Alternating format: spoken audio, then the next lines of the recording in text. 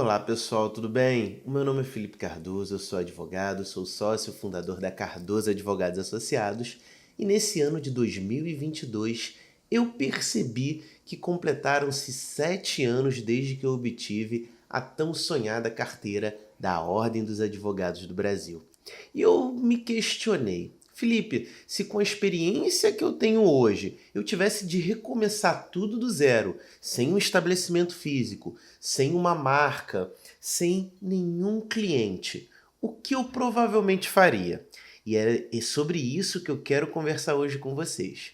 Pessoal, provavelmente se eu tivesse começando tudo do zero, se eu não tivesse nada do que eu construí ao longo dos anos dentro da advocacia, eu sei, né, obviamente mantendo o conhecimento que eu tenho hoje, eu manteria algumas coisas e faria algumas outras coisas até mesmo diferentes. A primeira delas, pessoal, imagine que eu recebi hoje a minha carteira da Ordem dos Advogados do Brasil na cerimônia de entrega. E a partir de amanhã, ou talvez até mesmo hoje, se tivesse tempo, eu já começaria a pensar em ter o meu nome. Qual seria o nome do meu escritório? Na verdade, esse conselho eu dou para as pessoas até mesmo para você definir qual nome vai ser do teu escritório, até mesmo antes. Isso daí é uma coisa que você já pode pensar ao longo da faculdade de Direito. Quanto antes você tiver isso formalizado, melhor. Inclusive, se tiver que fazer um registro de domínio, ou seja, do seu nome na internet, é interessante que você faça até mesmo antes de se formar. Eu não estou dizendo aqui para você colocar um site no ar e prestar consultoria, que não seria possível em razão da vedação da assessoria jurídica por quem não é advogado. Então, como estudante de direito, você não pode oferecer assessoria jurídica. Mas nada impede de você registrar o domínio que vai ser futuramente o site na qual você vai trabalhar. Inclusive, pessoal, o meu foi registrado antes de eu me formar. Salvo engano, a gente registrou o nosso domínio em 2014 e eu só fui receber a carteira da ordem em 2015. Isso seria uma das primeiras coisas que eu me preocuparia, em criar um nome, em procurar um registro, um domínio que seja de fácil recordação das pessoas. Já procuraria ali ver o telefone que eu utilizaria na minha assessoria. Eu, por ter separado de forma muito prematura, eu consegui registrar, sem pagar nada mais por isso, 2 telefones que são muito parecidos. Inclusive, eles só mudam o começo, né, de 3 para o 9, que é o número de celular, e o número fixo do escritório. Mas isso porque eu já pensava em registrar um número de telefone antes mesmo de eu começar a oferecer o meu serviço jurídico. Então já passei a ter toda a estrutura, né? Vocês estão vendo aqui que dentro, pelo menos, do ambiente digital e dentro da estrutura de telefone, eu já estava criando tudo aquilo que eu viria a utilizar mais tarde. E aí, com isso, eu já poderia pensar em qual e-mail eu iria utilizar. Inclusive, recomendo que vocês utilizem e-mails institucionais.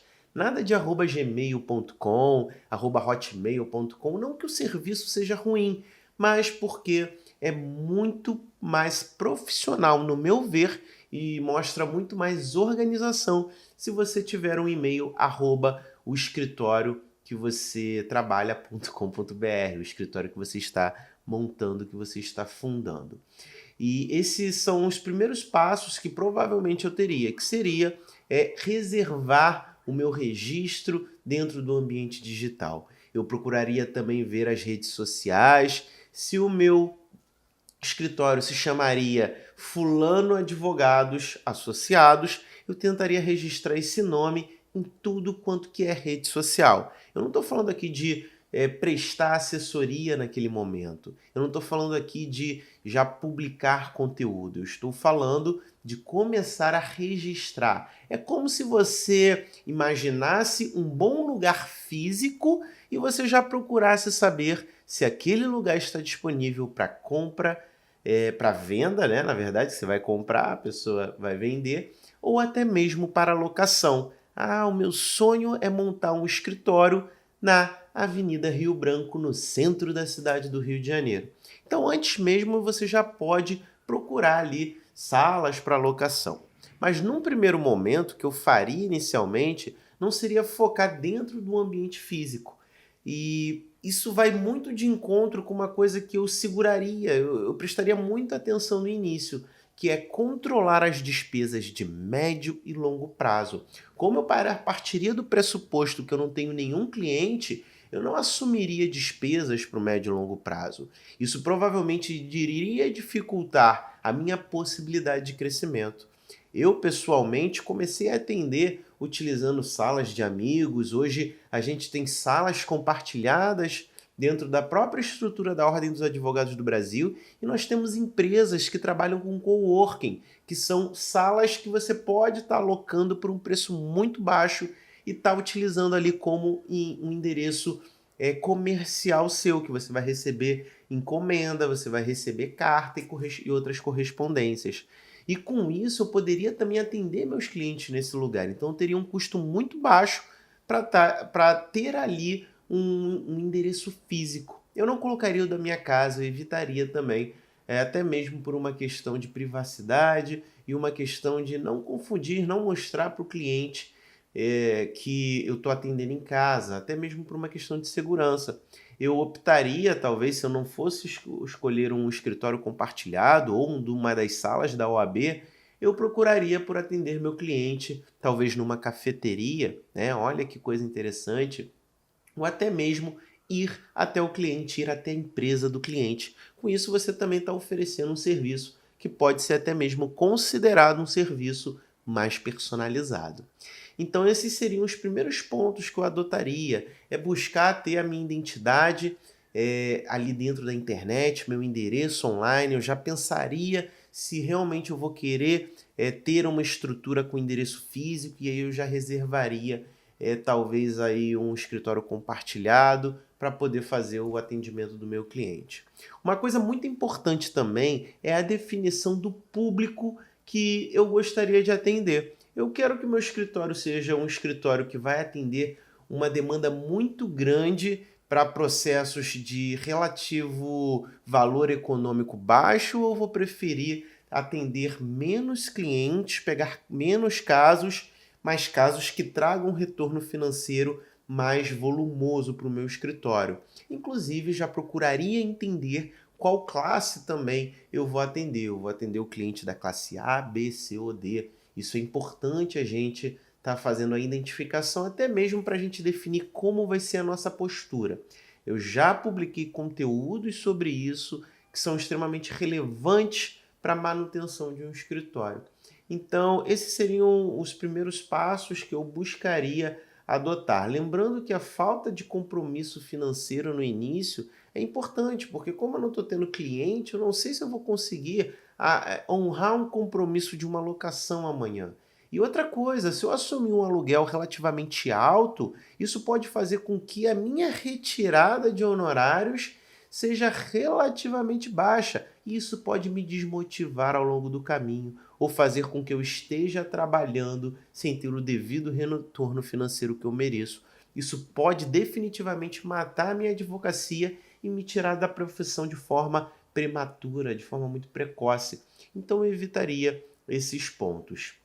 Uma das coisas que eu também procuraria buscar seria, desde o início, dividir o que é dinheiro que entra para o escritório, o que é dinheiro pessoal meu.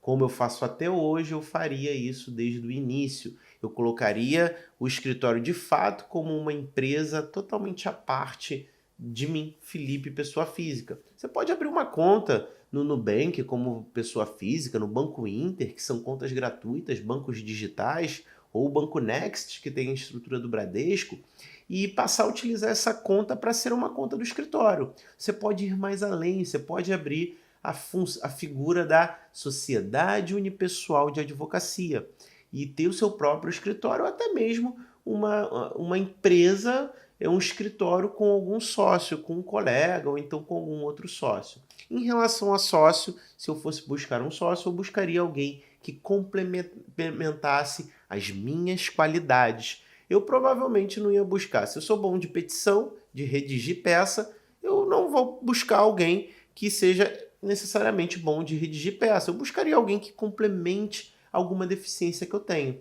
Vamos supor que você seja bom na redação de peça, mas não seja bom na captação de cliente. Então, talvez seja interessante buscar um sócio que seja.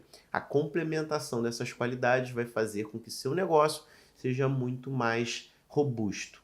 Eu já procuraria também ter toda a estrutura de contrato já pré-estabelecida, já procuraria ter tudo pronto em relação às pastas, para justamente quando eu atender o meu cliente, eu já ter tudo ali certinho, já imaginar quanto que eu vou cobrar por cada peça, se eu vou oferecer cartão, se eu vou oferecer parcelamento. Lembrando, pessoal, e mostrando aqui para vocês que eu estou falando de muitas questões que envolvem a parte estrutural. Ou seja, se eu tivesse começando do zero, provavelmente eu iria criar uma estrutura capaz de atender uma demanda de cliente que eu esteja buscando antes mesmo de ter esses clientes. Isso porque eu considero que se você começa a ter um aumento muito grande da tua clientela e você não tem estrutura para isso, isso pode fazer com que você tenha que muitas vezes trocar o pneu do carro com ele em movimento, que é bem complexo. Então, dê mais atenção à criação da estrutura do que necessariamente talvez em querer ter 1.000 clientes, 100 clientes, 20, 30 clientes de uma vez só, porque talvez você não venha dar conta. E quando eu falo em estrutura, eu não falo aqui em você se comprometer com contratação de gente, eu falo com, de fato, você já pensar, já tem um sistema. Lembrando que aqui são gastos que você efetivamente vai acabar tendo, mas você tem que considerar dentro daquilo que eu falei, de evitar compromissos a médio e longo prazo. Quando eu falo de possibilidade, por exemplo, de um sistema, você pode muito bem trocar por uma planilha, né? Então a estrutura não necessariamente ela está correlacionada com investimento financeiro. Não tem dinheiro hoje para colocar um sistema jurídico? Adote uma planilha. Não tem dinheiro para fazer cartão de visita? Pense num cartão de visita digital que você vai encaminhar pelo WhatsApp dos clientes. Isso é muito importante para o sucesso do seu negócio. Uma outra coisa muito importante também, que eu consideraria bastante em adotar dentro da estrutura que eu estaria criando, é justamente criar a minha identidade visual desde cedo. Seja no Canva, seja através até mesmo de algum investimento, se for possível, seja através simplesmente de colocar umas letras diferenciadas no Word e criar um logotipo. Eu acho que é muito importante você criar a definição da sua marca, porque cada vez que você compartilha, divulga o teu escritório, você tem um trabalho de reforçar a marca. Como, por exemplo, a gente tem aí uns 7 meses que a gente fez a alteração da marca aqui do nosso escritório e a gente tem investido na divulgação, na disseminação dessa marca como ela é hoje. Eu tenho diversas canetas aqui, diversos cartões de visita que estão com a marca antiga. Na minha concepção, não tem sentido eu continuar divulgando a marca antiga porque eu preciso reforçar a marca nova para os meus clientes. É a mesma coisa o McDonald's, que embora seja uma empresa extremamente reconhecida e conhecida no mundo todo, eles ainda investem em propaganda, né? Se eles fazem, por que nós não vamos fazer? E fazer isso da forma correta é muito interessante. Eu continuaria escrevendo artigos também, se eu estivesse começando hoje. Procuraria divulgar conteúdos através de vídeos, se eu tivesse o tempo e até mesmo a aptidão ou uma boa dicção. Faria podcasts, escreveria artigos, compartilharia com o público que eu estou pretendendo criar. Se puder, investiria em algum estudo que não tome meu tempo a ponto de me tirar a possibilidade de investir no meu estudo jurídico, mas estudaria algo em relação a tráfego orgânico, tráfego pago, mídias sociais. Eu acho que é uma questão muito importante para a gente estar presente hoje, né?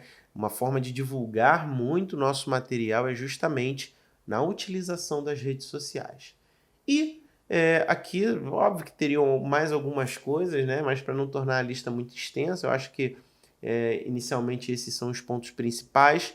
Eu investiria bastante também em autoconhecimento, em estudo. Uma pós-graduação hoje, através de plataformas de ensino à distância, tem custos baixíssimos e você já de início na advocacia, você mesmo com pouco tempo no mercado, mesmo com poucos clientes para trazerem referência para você, dizer que você está em processo de especialização, seja através de uma pós-graduação, seja através de um mestrado, de um curso de extensão, já é um diferencial considerável na hora de você formalizar ali teus primeiros clientes.